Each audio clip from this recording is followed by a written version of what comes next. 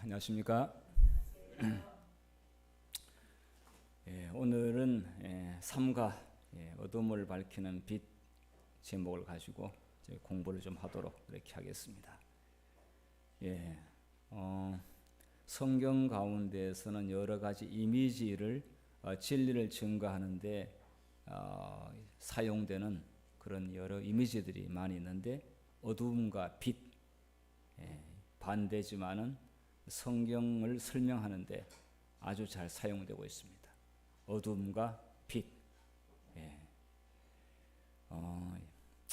이 빛은 생명이기도 하고 진리이기도 하고 또 때로는 어두움을 이길 수 있는 가장 강력한 무기가 칼이라든지 또 어떤 다른 도구가 아니라 빛이라고 그렇게 이야기를 하고 있습니다. 오늘은 어떻게 해서 이 진리의 빛이 어둠을 이기는지 그런 것들을 좀 연구하도록 그렇게 하겠습니다. 자, 요한복음 12장 35절의 이 기억절 말씀을 읽고 시작하도록 하겠습니다. 같이 읽겠습니다. 시작. 예수께서 이르시되 아직 잠시 동안 빛이 너희 중에 있으니 빛이 있을 동안에 다녀 어두움에 붙잡히지 않게 하라. 어두움에 다니는 자는 그 가는 곳을 알지 못하느니라. 아직 잠시 동안 빛이 너희 중에 있으니, 그러니까 이 빛이 잠시 동안 있다 이렇게 했습니다. 그런데 빛이 있을 동안에 다니라. 어두움에 붙잡히지 않게 하라. 어두움에 다니는 자는 그 가는 곳을 알지 못한다. 그러니까 하여튼 대단히 중요한 의미 있는 말씀인데 그렇게 어렵지 않게 묘사했는데 이 빛을 받는 것은 또 빛 가운데 있는 것은 항상 있는 것이 아니라 일정한 기간이 있다는 암시를 주고 있습니다. 이거는 이제 역사적으로 또 이제 이따가 조금 공부를 하도록 그렇게 하겠습니다. 성경 가운데서 가장 무서운 동물이 용이 나옵니다. 용이 나오는데 용을 본 사람은 아무도 없지만은 사실 용에 대한 기록의 원조는 성경입니다. 불교 가서 용 그림이 많이 있다 하더라도 그 기운을 따라 올라가게 되면은 사실은 성경이 먼저입니다. 성경이 용에 대해서 이야기를 했어요. 자, 그런데 용의 이미지는 뭐냐 하면은 굉장히 무섭고 또 이렇게 강한 이미지가 있습니다. 그런데 용보다 좀 작은 게 있는데 뭐가 나옵니까? 뱀이 나옵니다. 그런데 뱀은 어떤 이미지가 있냐면은 뱀은 이렇게 간교하고, 그러니까 뱀의 이제 혓바닥이 이렇게 갈라져 가지고 이렇게 혀가 나오다가 갈라졌어요.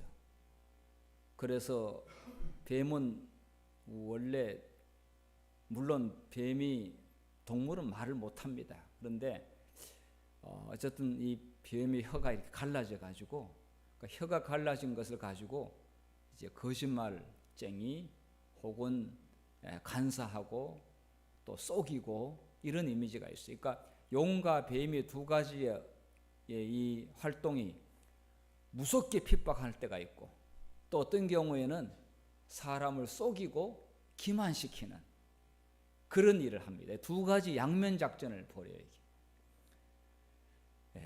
교회에 대하여 신실한 백성들과 진리를 가진 자들에 대하여 그렇게 합니다. 그래서 오늘은 이 용을 그리고 뱀을 어떻게 이길 수 있는가 이것에 대해서 공부를 하도록 하겠습니다. 자, 먼저 타협, 제목이 타협, 사단의 교활한 전략 이렇게 나오고 있습니다. 이 교활하다 이 말은 대부분 뱀에 대한 이야기가 나오고 있는데 그 사단이 사람들한테 인기를 얻고 또 이렇게 사람들한테 이렇게 좀 따라오게 만들려면은 사람들에게 마음에 들게끔 말을 합니다. 사람들이 따라오게끔 이야기하려면은 진짜 진리인 것처럼 말을 하면은 사람들이 속아서 따라갑니다. 그런데 타협을 하게 될 때는 항상 인간에게 이롭게 하는 척 하면서 인간에게 타협을 합니다. 자, 뭐 예수님 앞에 찾아온 사단도 배가 고픈데 당장 먹는 게 중요하고 먹어야 힘을 내지 않느냐. 너가 하나님의 아들이면은 이 돌을 떡으로 만들어서 우선 먹어야 힘을 쓰지 않느냐. 앞으로 할 일 얼마나 많은데 지금 그렇게 굶주리고 먹지 않고 있느냐. 이렇게 이야기를 하면은 사람들한테는 통해요, 그게. 예수님한테는 안 통하지만은 사람들에게는 그게 배고픈 사람에게는 아주 그 말이 싹 타고 옵니다. 자, 이런 식으로 사단은 전략을 아주 그렇게 해서 진리에 확고하게 서 있고 믿음이 하나님께 충성을 이렇게 정말 아주 일편단심 충성을 바치는 자가 아니고서는 거의 그럴듯한 말에 넘어갑니다. 자, 그런데 이 싸움의 가장 핵심은 뭐냐면 예수님은 진리를 이야기하고 사단은 진리를 이야기하지 않습니다. 그래서 요한복음 14장 6절에는 예수님께서 자신을 진리와 생명이라고 말씀을 했는데 요한복음 8장에는 어떻게 했냐면은 마귀 너희 아비 마귀에게서 났으니 이렇게 하면서 진리가 없다. 예수님은 진리고 생명인데 너희에게는 너희가 아비 마귀에게서 났기 때문에 그에게는 진리가 없다. 진리에 서지 못하고 진리가 없고 그리고 거짓말쟁이다. 그리고 거짓의 아비다. 이렇게 얘기하고 있어요. 예수님하고 사단하고 이 피할 수 없는 싸움을 싸울 수밖에 없는 이유가 진리를 말하고 한쪽에는 진리가 없고 그런데 사람들로 하여금 진리 인척해야 되니까 또 진리로 다가오는 것처럼 사람들을 유혹해야 되니까 거짓말을 하게 됩니다. 이 거짓말을 하는 거라든지 또 어떤 것에서는 진리를 증명하는 것 이것을 참 밝히는 것이 쉽지 않습니다. 그거를 증명하기까지는 정말 그래서 사실 하늘에서 이 진리에 대한 싸움이 하늘에서 벌어졌을 때 하나님은 사랑이 아니라고 사단이 이렇게 주장을 했을 때 이것에 대한 결론이 십자가까지는 결론이 나지 않았어요. 그래서 십자가에 왔을 때 십자가 사건이 발생했을 때 사단은 거기서 자신이 하는 말이 거짓말이라고 하는 것이 입증이 됐어요. 하나님은 사랑이 아니라고 줄곧 주장했기 때문에. 그런데 십자가에서 하나님은 사랑이심을 증명했어요. 그래서 사단은 거기서 크게 패배를 하게 됩니다.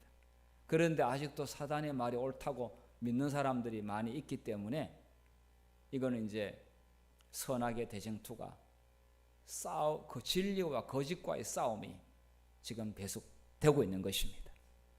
그래서 제목이 우리가 이 대쟁투라고 하는 것은 정말 이 진리와 거짓과의 싸움이 진행되고 있는 것이죠. 자,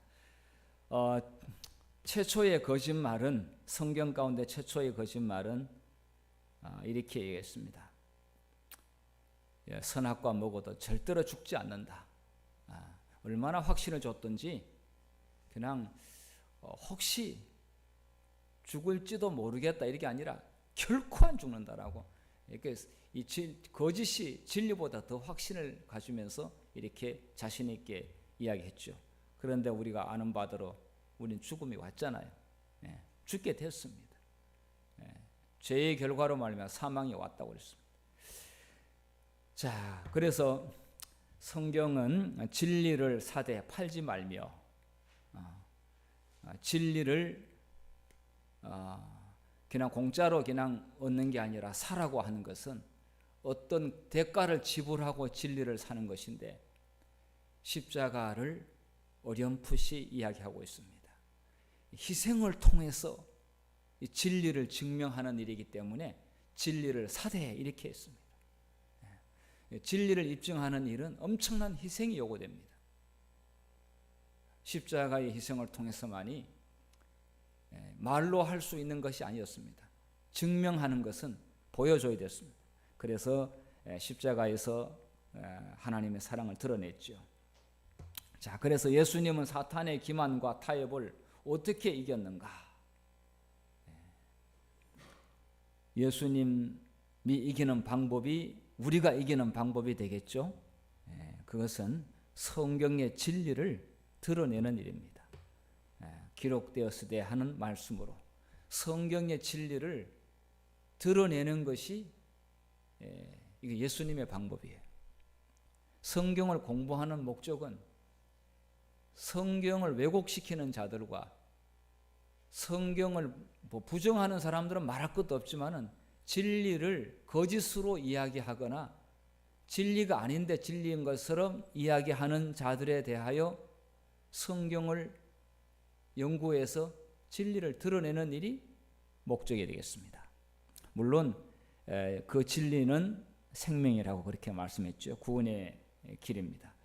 자, 이렇게 해서 결국은 예수님과 사단과의 싸움이 진리이냐 진리 아니냐 이 싸움이 벌어지게 된 것을 잘 드러내고 있습니다. 자, 이 사단의 교활한 전략은 사람들로 하여금 성경을 보지 않게 만들어서 성경과 동떨어지거나 성경과 거리가 멀면 멀수록 사람들은 누구의 말을 믿을까요? 거짓을 믿고 사단의 말을 믿습니다. 그래서 사단이 성경을 모르거나 성경에 무지한 사람들을 마음대로 자기 마음대로 사단은 끌고 다닐 수가 있습니다. 그런데 성경의 진리를 아는 자들은 사단이 마음대로 끌고 다니지를 못합니다. 자, 교과 책에 이런 내용이 있습니다. 사단의 모든 암시를 그리스도께서는 성경 말씀의 지혜와 능력으로 대항하셨다. 그러므로 사단이 사람들을 마음대로 지배하고 찬탈적인 법안권을 세우려면 반드시 사람들을 성경에 대하여 무지하게 만들어야 할 것이었다. 네. 성경을 백성들을 하여금 성경에 대하여 눈뜨게 하면은 사단은 성공할 수가 없습니다. 그리고 사람들이 교회 다니기는 다녀도 성경을 공부를 안 하고 성경에 대해 무지하게 되면은 사단은 이길 수가 있습니다. 자, 수백 년 동안 성경의 보급은 금지되었고 사람들은 그것을 읽거나 집에 간직해 둘 수 없었다. 절조 없는 신부들과 주교들이, 절조 없는 신부들은 위에 윗선에 눈치만 보고 그 다음에 타협하고 안일하게 그렇게 길을 선택하는 신부들과 주교들이 그들의 진위가 모호한 주장들을 뒷받침하기 위하여, 그러니까 성경의 진리가 아닌 것을 진리로 만들려고 하게 되면 주장을 모호하게 해야 됩니다. 그래서 성경의 가르침을 해석하였다. 그같이 하여 법왕은 세상에 있는 하나님의 대리자로서 교회와 국가를 지배할 수 있는 권위를 가진 것으로, 그러니까 하나님 법왕은 교회와 국가를 지배할 수 있는 권위를 가졌다. 이렇게 이야기해도 어디 성경에 그런 말이 있느냐라고 아무도 말하는 신도가 없다 이거예요. 그러니까 그것도 아멘하고 따르게 되면은 사단은 뒤에서 너무 좋아합니다. 아, 이제 사단이 자기의 목적을 달성할 수 있겠구나. 이게 이제 내가 하는 말을 이 백성들이 교회 와서 예배를 드려도 그냥 성경을 모르니까 그냥 따르는구나, 이렇게 이제 생각합니다. 예. 역사적으로 성경을 못 보게 하는 때가 있었습니다. 교회가 성경을 못 보게 한 때가 있었다는 것 좀 이해가 안 가시죠? 그런데 교회가 교인들로 하여금 성경 보지 말게 성경을 금소 목록으로 저기 뭐 무슬림이라든지 아니면은 저기 불교라든지 다른 종파가 했다고 하게 되면은 그래도 그렇다고 이해를 하겠습니다만은 교회가 성경을 못 보게 만드는 때가 있었다고 하는 것은 믿기지 않는 이야기일지 모르겠습니다. 그런데 그런 때가 있었어요. 그러니까 신부들하고 위에 사람들만 성경을 가지고 있었어요. 그러니까 백성들은 성경을 보지를 못했어요. 그러니까 설교를 자기 마음대로 그 다음에 해석을 이상하게 하더라도 교인들은 성경을 가지고 있지 않았기 때문에 그냥 따라갔어요. 앞으로도 뭐 유튜브 많이 있고 책 많이 있어도 이렇게 사람들이 개인적으로 성경을 연구하지 아니하면은 자기 마음대로 판단하고 자기 마음대로 생각하기 때문에 사단에게 쏘가 넘어갈 가능성이 굉장히 많습니다. 자, 그래서 지금 사도행전에 보면은 바울이 이런 말을 했습니다. 내가 에베소 교회를 3년 동안에 열심히 교회를 세웠는데 내가 떠난 다음에 사나운 이리들이 교회 안에 들어와 가지고 양떼를 다 해치려 하는 것이 보인다. 그렇기 때문에 여러분 교회 지도자들은 성경의 진리를 고수하고 성경을 잘 가르쳐서 이 교인들을 유혹하지 않도록끔 이 이리들이 와가지고 교인들을 해치지 않도록끔 당부하는 그런 말씀을 사도행전 20장 29, 30절에 합니다.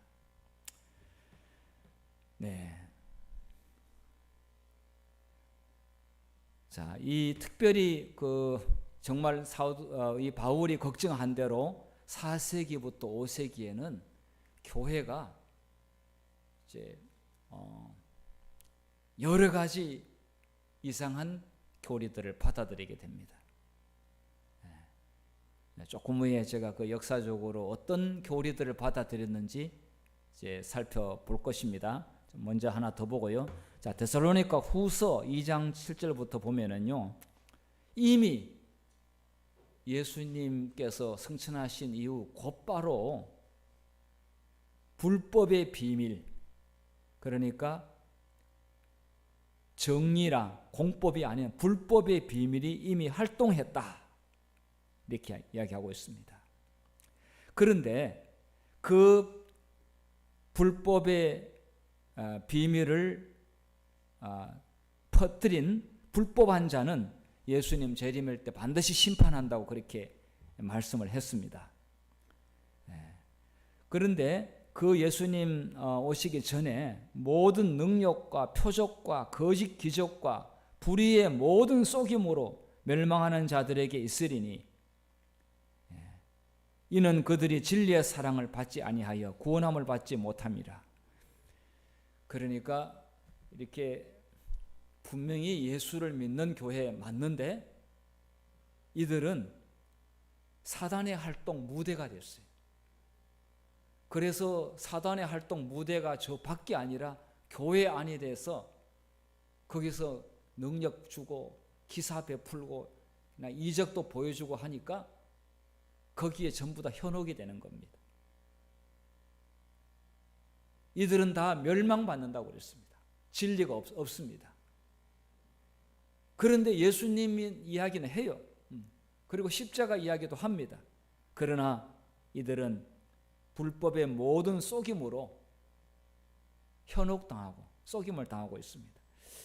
자, 그래서 11절부터 보면은 이러므로 하나님의 미혹의 역사를 그들에게 보내사 거짓 것을 믿게 하심은 근데 마치 하나님께서 믿게 하시는 것처럼 이렇게 보이는데, 이 성경에 이런 표현들은 우리가 좀 이렇게 잘 새겨서 들어야 됩니다. 하나님이 진리의 하나님께서 거짓 것을 이렇게 믿게 한다고 하는 것이 아닙니다. 이러한 일이 교회 안에서 일어난다고 하는 것인데, 하나님께서 이러한 것들에 대하여 지켜보십니다. 이런 것들을 전혀 교회에 들어오지 못하도록끔 그렇게 교회 문 앞에서 딱 지키고 있지 않습니다. 왜냐하면 각자 신자가 평상시에 하나님의 말씀을 연구를 하는 것에 따라 그 일을 할 수가 있기 때문에, 교인들은 성경 연구를 하지 않았는데 대신 하나님께서 저 밖에서 사람이 해야 될 일을 하나님이 대신해 주지는 않습니다. 사람이 할 일을 해야 되겠죠. 자, 이렇게 해서 진리를 믿지 않고 불의를 좋아하는 모든 자들로 하여금 심판을 받게 하려 하심이니라. 그러니까 이러한 책임은 사람에게 있습니다. 자, 이러한 일들이 교회 안에서 일어난다고 그랬는데, 지금부터 여러분께 보여드리는 이 역사를 보게 되면은 굉장히 많습니다만은 제가 중요한 것 몇 가지만 말씀드리겠습니다. 325년, 그러니까 325년이면은 4세기지요. 서기 4세기입니다. 그런데 성경에 없는 부활절이 드디어 로만 캐톨릭을 통해 가지고, 그때는 뭐 교회가 하나밖에 없어요. 뭐 장로교 있는 게 아니에요. 장로교회는 언제부터 있었어요? 저기 루터보다도 뒤에 있었잖아요. 칼빈이 장로교를 만들었으니까. 그러니까 17세기 정도 돼야 됩니다. 16세기는 17세기.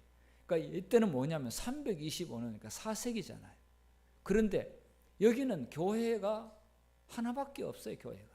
그런데 교회가 성경에 없는 부활절을 콘스탄티누스 1세 니케아 종교회의 때에 부활절을 중수하기로 했습니다. 그러니까 오늘날 저보고 제가 이제 어느 날 이제 운동하러 갔는데, 오늘 부활절인데 뭐 행사 안 하고 왜 왔냐고 저보고 그러더라고요. 일요일 날 오늘 부활절인데 교회에서 바쁘지 않냐 이거예요. 그래서 부활절 안 한다고 그러니까, 부활절을 왜 안 하냐고, 이제 교회 안 다니는 사람도 그렇게 이야기해요. 부활절 성경이 없다고 이야기하니까, 아니 다 하고 있는데 무슨 성경이 없다고 그러느냐고 그렇게 이야기하더라고요. 뭐 그럴 때 기회다 싶어가지고 부활을 믿습니다. 부활을 믿는데 부활절을 지키라는 것은 성경이 없다. 그렇게 뭐 설명했습니다만은 그 사람들은 이상하다라고 생각하는 것 같아요. 자, 364년에는 안식일을 저주하고, 안식일을 그냥 안 지키는 게 아니라 저주하고 그 신성성을 일요일로 옮겼다. 321년에 콘스탄티누스가 종교 자유를 허락했잖아요. 그러니까 황제가 해주니까 너무 교회는 고마워가지고, 그런데 그 콘스탄티누스가 토요일 날 지키자라고 하지 않았어요. 일요일 날 예배를 드리자고 했어요. 그래서 교회가 너무 그냥 고마워가지고 일요일 날 교회가 결의했어요. 일요일을 신성한 날이다. 이렇게 했어요. 364년. 그 다음에 375년에는 천사와 죽은 성자들을 숭배했다. 성경에 천사들에게 경배하라고 했어요? 경배하지 말라고 그랬어요? 요한계시록 19장 10절에 보게 되면은 천사들에게는 경배의 대상이 아니라고 그랬어요. 경배의 대상은 누굽니까? 예수님과 하나님의 창조주, 성부, 성자, 성령, 삼위 하나님만이 경배의 대상이에요. 그런데 천사들은 숭배하는 교회가 바로 이제 이 천주교입니다. 그리고 죽은 성자들에 대해서, 죽으면 아무것도 모른다고 그랬어요. 그런데 죽은 성자들을 위해서 숭배를 하고, 그 다음에 죽은 성자들에 대한 동상을 만들어서 그 앞에서 뭐 위에 이마에 가슴에 이렇게 하고, 또 나중에 좀 지나고 난 다음에는 죽은 성자들을 위해서 뿐만 아니라 죽은 자들을 위해서 기도하는 것까지 도입을 하게 됩니다. 그 다음에 11세기에는 드디어 미사가 등장을 하게 됩니다. 예배가 아니라 미사. 미사는 우리가 볼 때는 성만찬 하는 것처럼 보이지만은 이 예배가 아니라 미사. 이 미사는 예배하고 다릅니다. 그런데 이 미사가 예배를 대신했습니다. 11세기였고, 그 다음에 1184년에 드디어 무시무시한 종교재판이 만들어졌습니다. 이 종교재판은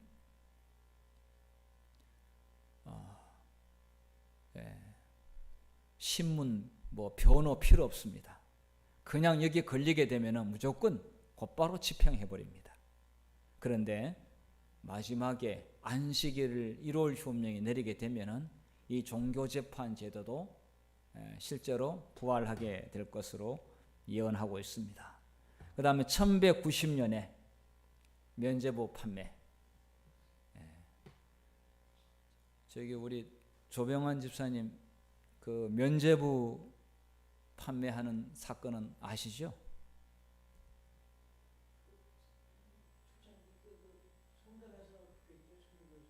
네, 천주교에서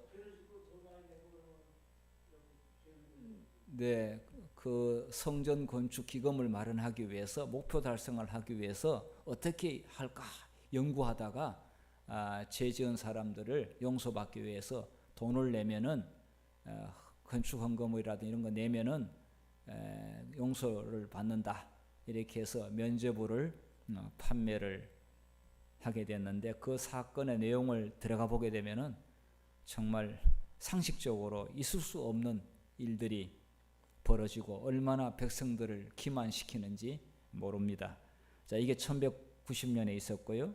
그 다음에 1215년에 화채설이 선포가 되는데 이것은 성만찬 예식을 하게 될 때 떡과 포도즙이 기도하는 순간 실제로 예수님의 피와 살이 된다.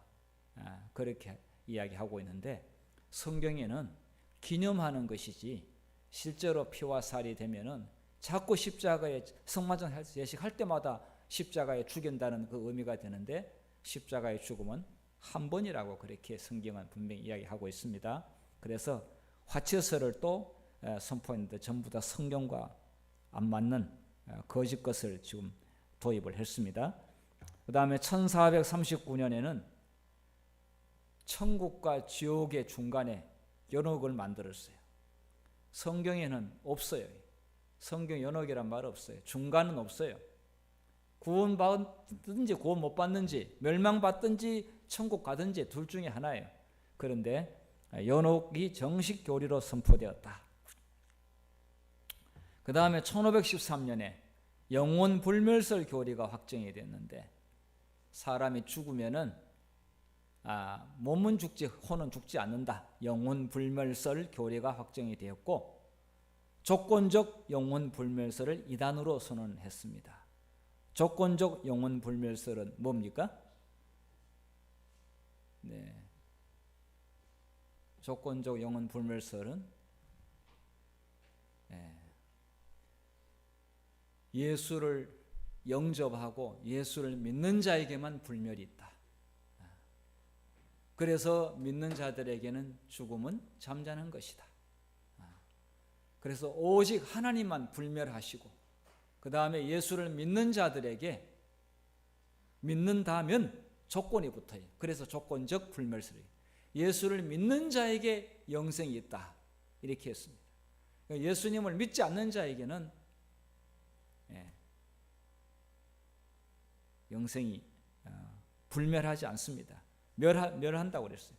그런데 지금 이 영혼 불멸설은 아까 사단이 한 거짓말을 다시 교회가 도입을 하게 됐습니다.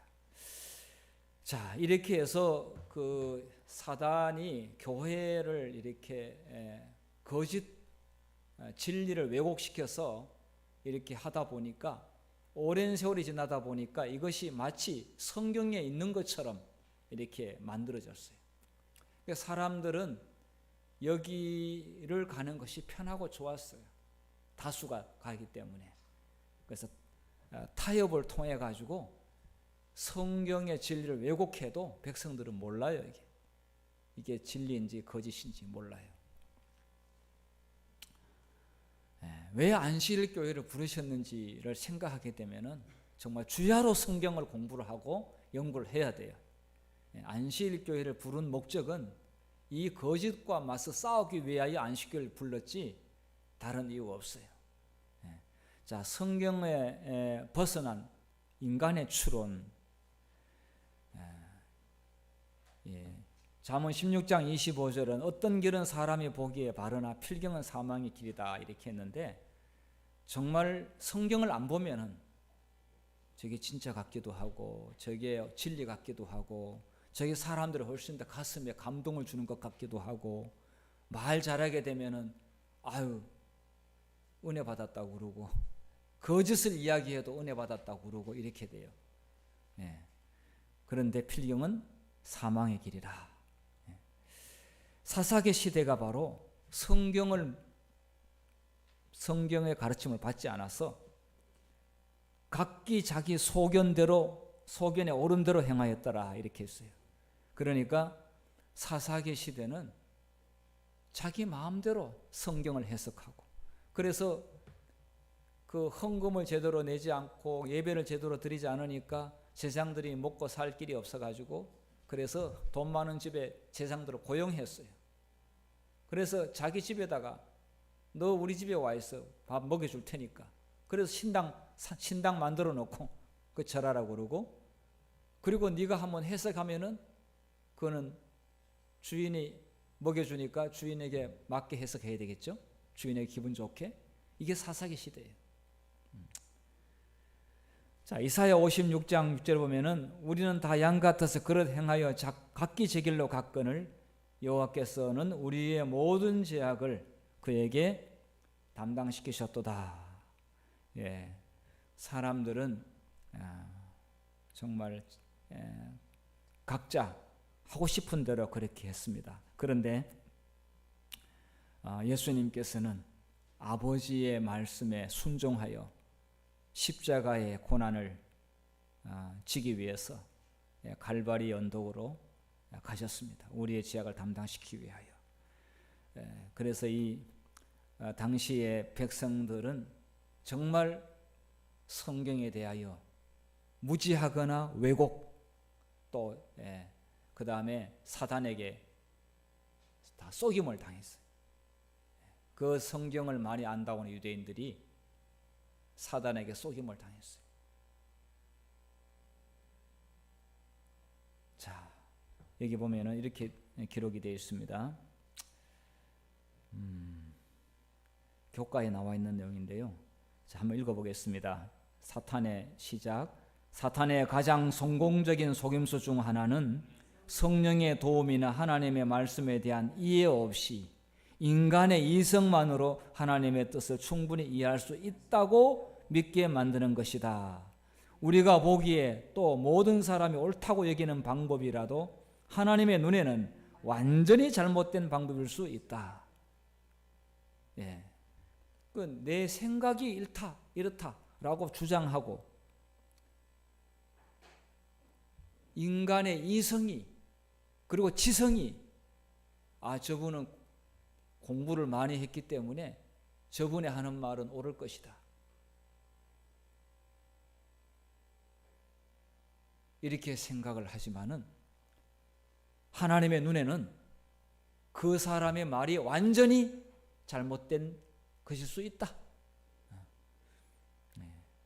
도울 선생이 성경 강의하는 걸 보니까 그분은 왜 그런 분이 유튜브나 TV에서 성경 강의를 하도록 내버려 두는지 많은 사람들에게 성경 강의를 그 성경 듣고 있는데, 제가 볼 때는 절대로 저 사람은 성경 강의를 하는 사람으로 세워서는 안 되는 사람이에요.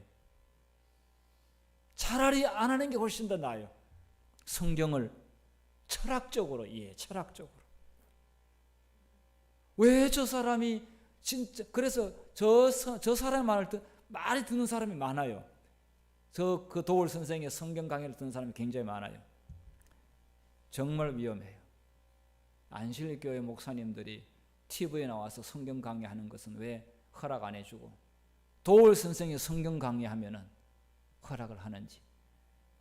그리고 유튜브에 접속하는 사람도 도울 선생이 하게 되면 굉장히 접속수가 많고 안실교회 목사님 한 것은 접속자가 몇 명 없어요. 이 진짜 인간의 이성으로 성경을 추론하는, 어떤 사람은 철학적으로, 어떤 사람은 심리학적인 접근으로 이렇게 해가지고 하지만은 진짜 구원의 원리, 구속의 경륜 이런 것은 전혀 접근하지 않고 안식일에 대한 이 진리도 전혀 진리의 성경에 맞게 접근하지 않는 것을 제가 보면서 충격을 받았어요. 충격을 받았어요. 자, 하나님의 말씀을 진리와 도덕의 최종 규범으로 삼아야 한다. 이렇게 할 수 있으려면은 우리 각자가 하나님의 말씀을 정말 연구를 잘 할 때 이렇게 될 수가 있습니다. 사람들은 열심히 성경 공부를 한다고 해요. 우리 교회도 성경 공부합니다. 우리 목사님도 성경 말씀대로 전도 설교합니다. 이렇게 하지만은 아니잖아요. 우리가 볼 때는 아닌 것들이 많이 있잖아요. 자, 이제 마지막으로 이 마음을 얻기 위한 싸움인데, 결국은 이 사단하고 예수님하고 어떤 지금 이 싸움이 벌어지냐 하면은 이 사람들을 놓고 누가 사람의 마음을 얻느냐. 사단이 사람의 마음을 얻기 위해서는 분명히 달콤한 말을 할지 모르겠어요. 그런데 예수님께서는 성령의 감동으로, 하나님의 감동으로 또 진리의 말씀을 통해서 마음을 또 얻으려고 합니다. 그래서 우리가 사람의 마음을 얻기 위해서 우리가 봉사도 하고 여러 가지로 참 친절도 베풀고 이렇게 하고 있는데, 사단은 더 열심히 하고 있습니다. 사단은 더 열심히 하고 있어요. 우리는 그 부분에 또 열심히 하면서 진리를 우리 마음속에 가지고 있어야 되고, 그 다음에 성령의 역사를 기대하는 기도를 드리면서 해야 되겠죠. 사단은 안선홍 증인에 가면은 정말 놀랄 정도로 사랑을 베풀어요. 따라가지를 못할 정도로 파격적으로 사랑을 베풀어요. 그러니까 장길자 어머니 성령님이라고 그렇게 해도 다 그 따라가고 있어요. 자, 여기 고린도후서 4장 4절 한번 읽어보겠습니다. 이 속에 아주 중요한 말이 있습니다. 시작. 그 중에 이 세상의 신이 믿지 아니하는 자들의 마음을 혼미하게 하여 그리스도의 영광의 복음의 광채가 비치지 못하게 함이니 그리스도는 하나님의 형상이니라. 자, 여기 보면은 이 세상의 신이 이게 누구예요? 사단이에요. 마귀예요. 이 마귀가 마음을 혼미케 해가지고 그리스도의 영광의 복음의 광채가 비치지 못하게, 사람의 마음 가운데 비치지 못하게 막아버린다고 그랬어요. 그래서 안식일 교인들만 잠자게 만들면 사단은 걱정을 안 한다니까요. 천주교 아무리 번창해봤자 이미 진리가 왜곡됐기 때문에 사단은 건드리지 않지만은, 만약에 안식일 교인들이 뭔가 전도하려고 하게 되면은 사단은 긴장하게 돼 있어요. 그리고 안식일 교인들이 안식학교 시간에 국어 공부를 열심히 하게 되면은 사단은 긴장합니다. 어떻게 해서라든지 못하게 만들어야 돼. 바쁘게 만들고 공부 안 하게 만들어 가지고 그냥 대충 땜빵으로 시간 보내도록 만들면은 사단은 긴장을 풉니다. 이제. 그러니까 하나님의 말씀을 읽지 않고 연구하지 않으면은 안식일 교인이라 할지라도 시험에 들 수가 있고, 그 다음에 혼미케 될 수가 있고, 엉뚱한 것으로 또 이렇게 낭비하거나 하여튼 다른 길로 갈 수가 있습니다. 그래서 매일 그냥 뭐 지식적으로 공부하는 것만 아니에요. 매일 정말 하나님의 말씀을 묵상하고 그 말씀대로 실천하려고 하는 자에게 진리가 오더라도 순종하는 데 쉬워요. 그런데 매일 진리대로 살고자 하는 기도와 말씀 묵상이 없는 자에게는 뭘 오게 되면 부담스럽다 이거예요. 부담스러우니까 그거 시키지 말라고 그렇게 해버릴 수 있습니다. 이렇게 덜컹 다가오면은 아예 감당할 수가 없다고 생각하죠. 근데 매일 그렇게 한 자에게는 와도 아멘하고 하나님의 말씀에 순종하는 것이 쉬워요. 이게 우리 하여튼 마음을 혼미케 한다고 하는 이 말이 참 아주 사단의 전략입니다. 자, 여기 보면은 이 고린도후서 4장 4절에 대하여 이 재림교회 성경 주석에는 이렇게 했습니다. 마음, 이게 마음을 혼미케 한다는데 그 마음은 헬라어로 노에마인데 지각하는 기관, 우리가 지각하는 기관이라고 했어요. 그리스도와 사단 사이의 싸움은 인간의 마음을 얻으려는 싸움이다. 사단이 하는 주된 업무는 사람의 마음을 눈물게 혹은 어둡게 하는 일이다. 그가 이렇게 하는 방법으로는 사람들이 하나님의 말씀을 연구하지 못하도록 하고 육체와 영혼의 과도한 사용으로 정신력을 교란시키며 아마 피곤하고 너무 많이 했어서 예배드리기 힘들 정도로 피곤하게 만들어 놓고 그 다음에 이생의 사물에 온통 마음을 빼앗기도록 해가지고 온통 돈 버는 일에 아니면은 뭐 다른 시험거리에 거기에 몰입하도록 해서 자만심과 자기를 높이는 정신, 이기적인 사람으로 그렇게 하는데 만들어버린다 이거예요. 그러니까 혼미하다 이거죠.